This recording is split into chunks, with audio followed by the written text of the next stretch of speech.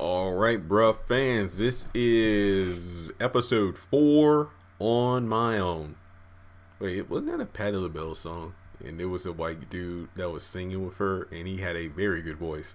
On my own.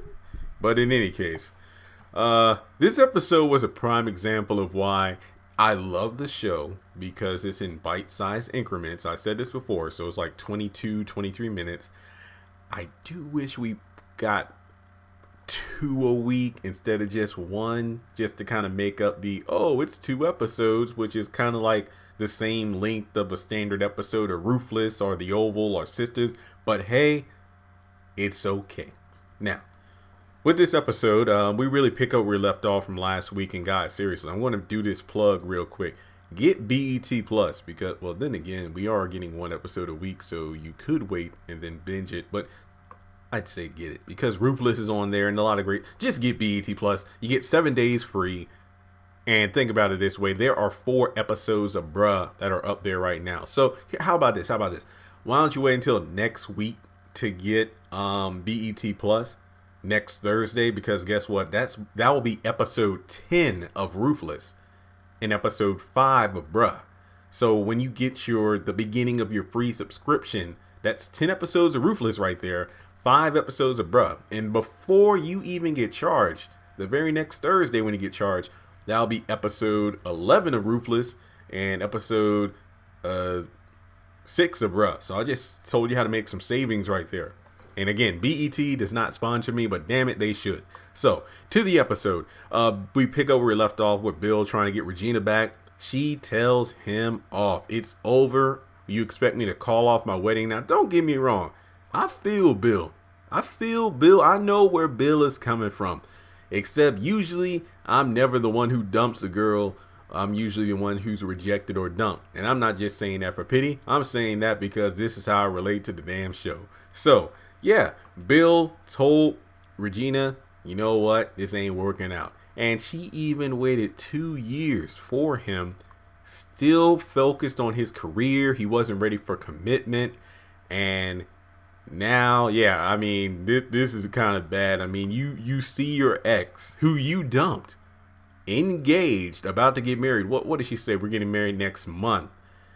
And now you want to say, I love you, I'm sorry. I'm like, man, this sucks. Look, don't get me wrong, I love the scene, but I just feel like this ain't how it works. You want to know how it doesn't work? Because, what was it? When did Little Richard pass? Last week? The day after he passed, a girl who rejected me last January because she picked some other dude got married last week. Yep, damn right, I'm bitter. So when I saw this scene, I'm like, I hope it don't work out for Bill. But then again, part of me is like, you know what, Bill, it ain't worked for me. I hope it worked for you. And why they not fight for that girl like Bill? Because she pretty much chose someone else above me and rejected me. So yeah, it sucks. You go, Bill. I hope it works out, Bill. Well, yeah. Anyway, she says, I'm done with your ass, and she leaves. And I'm like, Bill, Bill. I promise I'm okay, guys. All right. So Tom's at the hospital, doing his job. Meets up with a nurse. I believe her name is nurse, secretary, whatever. Basically, a girl named Jack at the front desk, and apparently she's heard about Tom's reputation around, and safe to say it was spread by Valerie, because Jackie started about 3 weeks ago, so one can only imagine Valerie has just been spreading bad things about Tom around the hospital like it was the freaking COVID-19. So doubt that Tom's going to get any play at the hospital with any other workers. But then again, it doesn't even seem like he was flirting. I mean, they did kind of start off on an awkward, on the wrong foot, because he was reading over the paperwork for another patient. And she says it was gout, and it's like, oh, are you sure? And it's like, oh, wait, don't sell me short. And it's like, no. So it's like he kind of turned an awkward situation to like, hey, we haven't met. I'm Tom. How are you? And yeah, then Valerie pops up, and I'm like, yeah, this was her. And then she's like, yeah, don't worry about it, girl. I got your back. And I'm like, yeah, girl pack. But then again, that's why I don't date coworkers. So let's see here. Oh yeah, Miss Alice. Yeah, I'm gonna call her Miss Alice. I ain't gonna say what her name is in the gram, mine's on the ground. But in any case, she's at the hospital saying that she was there for gout, but she really wants a prescription for weed. But long story, jokes aside, she's there because she wants Tom to go talk to John about his situation and regarding that money. They have some funny exchanges. She tries to, make a pass at him. It's like, look, paid by... Sorry, loud vehicles in the parking lot. It's like 7. Oh, it's 7:30? Oh, damn. How long have I been awake? Okay, yeah. It's 7:30 in the morning. People are like, leaving the parking lot, going out. But in any case, she's like, yeah, you get paid by like every minute, the longer you stay here. Like, oh, damn. So she leaves with the gown, and that was pretty funny. So she leaves with the gown, like my gown now. All right, so John visits level 28. Turns out he actually bought the damn place already. So $300,000. I believe the guy's name is Freddy's, which is interesting because isn't the name of the spot on Sisters called Freddy P's? But of course, that's owned by Alonzo. So is it a coincidence that Freddy... Wait, what if Freddy owned Freddy P's, but then he sold it to Alonzo because he just wanted to focus on level 28? And then he got to the point where he didn't want to run that either, so he sold it and John bought it? So what if Freddy P's and level 28 are kind of located in the same... is this another nod to a Sisters crossover, bruh? You know what, guys? This is what happens when I don't sleep. I feel like Tony Stark in Iron Man 3, where he made like Mark 42. He went from like Mark 7 to 42 because he couldn't sleep. Okay, I can power on through. So basically, Freddy knows about, John's mom and pretty much references her a few times where he doesn't want it. Turns out Freddy knows about the whole money situation because Alice told Freddy where John got the money from. And it's like, he just tried to warn him. It's like, look, just make sure you know what you're doing before you get into this. And he's like, no, I know what I'm doing. Don't worry about it. So he pays $300,000 for the club. So, I mean, this is something interesting. And let me know if my math is wrong because I was looking at episode. Look, I watched the first 3 episodes like 4 times already. So he paid the guys back $50K for Tom, $50K for Bill, $50K, $50,000 for Tom, $75,000 for Bill, $75,000 plus interest for Mike. So that math right there is $200,000 because Alice did say you owe them boys $200K and then owes her 15, but she didn't want to take it. So basically, again, plus interest. So I really don't know what the interest was on that $75,000 for Mike. Long story short, if Alice took the $15,000, which she did not, what if she did take it? I mean, would he have enough for the club with $300,000, or would Freddie just give him a deal? It's like, you know what? Hey, you're going to give me the money up front, so whatever. I'll knock off like $20,000. You can get it for like $280,000. I'm not docking points for that. I'm just curious, but in any case, $300,000, and he gets the keys because Freddie. I mean, going back to Tom's conversation with Alex, he's like, "Are you sure you love John?" It's like, what are you talking about? I love him. It's like the way you always put him down. I'm glad Tom referenced that because I mentioned that in my episode review and the video about should the guys help out John. Being someone, I know what it's like to have people, family and whatnot, always putting you down. So that can actually bring you down. They might say that in a joking fashion, but that shit does hurt. So it's hard to say you love someone when you don't really show it. So just saying. So shout out to Tom for not calling out Miss Alice, but just making a point of that. But Alice was willing to like, look, I had sex with you if you don't, sell the club to my son. And he's like, $300,000. I never had booty that good. So yeah, John has the keys and he's the owner of level 28. We'll just have to wait and see how this shit goes. So we go over Pam's measuring Mike's apartment. Pam looks good in that pink. But in any case, he's like, well, you need to call first to check if it's okay to come over. And it's like, I did call, but I didn't answer. So you shouldn't be here.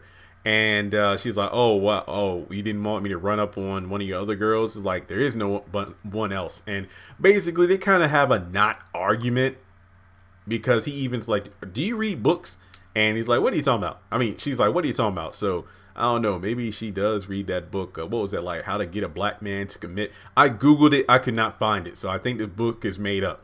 Why am I Googling it? Because in the off chance a girl try to hit on me, I know she's using a book. But then again, I don't get hit on, so it's like, look, this video is not meant to be a pity party, guys. Look, I'm just being real. As the title suggests, I'm on my own.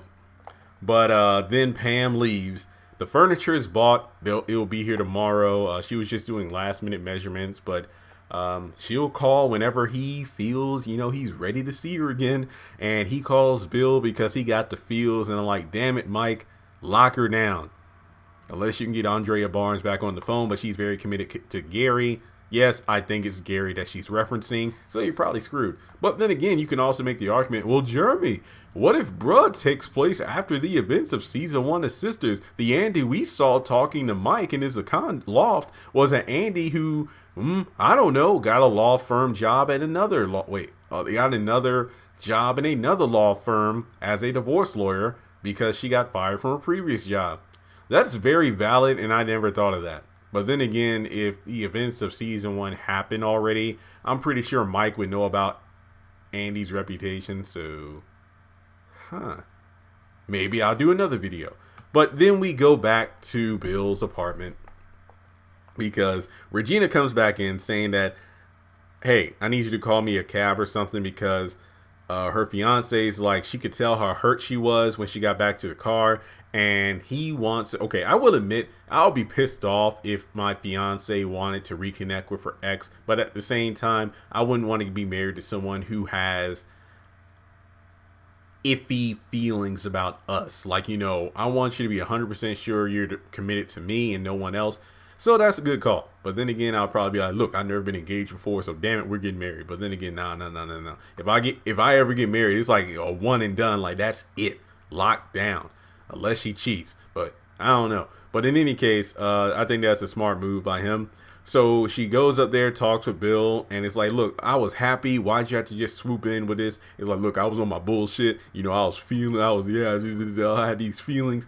And they bring up a dog who's at the groomers. And I'm like, oh, a dog. And then she's like, yeah, when we got the dog, I was the one who had to walk her and feed her and do all this and that showed me that you aren't ready to commit. That was the one thing I got to give about Regina's character. It's like every time she said something and Bill was like, oh yeah, the good times. And then Regina's like, nah, I bring it up because that just reminded me that you weren't shit when we were together. I'm like, Dizz! Because even Bill's like, look, get off your chest everything you got to say to me. I can take it. And I'm like, are you sure about that? Because I thought when she brought up the dog, it was a good thing. And it's like, oh yeah, you got rid of it. No, I was going to put it up for adoption, but I remember how happy she made you when we got it. So I wanted to keep it. I got it at the groomers. I go get her if you want if you want to see her. I ain't mocking Bill. It's like I said at the beginning of the video, I can relate to where he's coming from. So long story short, he asked the question that she never answered. Do you love him the way you loved me? And freaking fiance pops out of nowhere. And I'm like, do these people not lock their doors?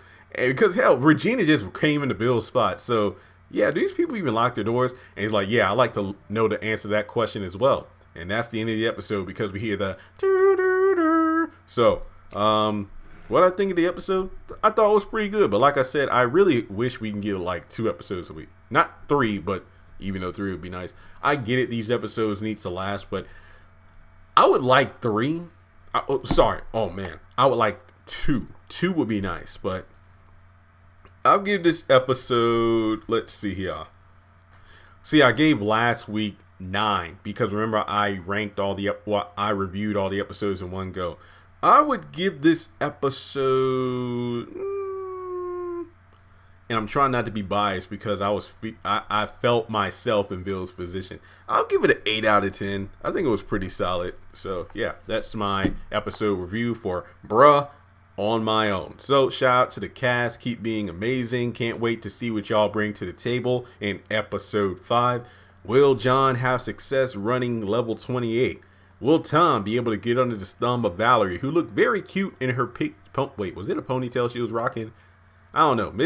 I think maybe I was more attracted to Valerie in this episode because she was smiling while she was with Jackie, as opposed to her being like overly creepy when she was interacting with Tom in the previous episode. So I don't know. Or maybe it's super Hey, Jeremy, you've been up for like 13 hours when yes, I do like purple. She was wearing purple, but then Pam was wearing pink. Look, I'm biased. Anyway, you know the drill. Subscribe, thumbs up the video, comment your favorite moment from the episode. Make sure you follow me on social media. Links are in the description below. Shout out to the patrons over on Patreon. If you want to join in the fun for content on there that I don't post on here, you can join for as low as $2 a month. Or if you want to make a one-time donation, feel free to do so on PayPal or Cash App.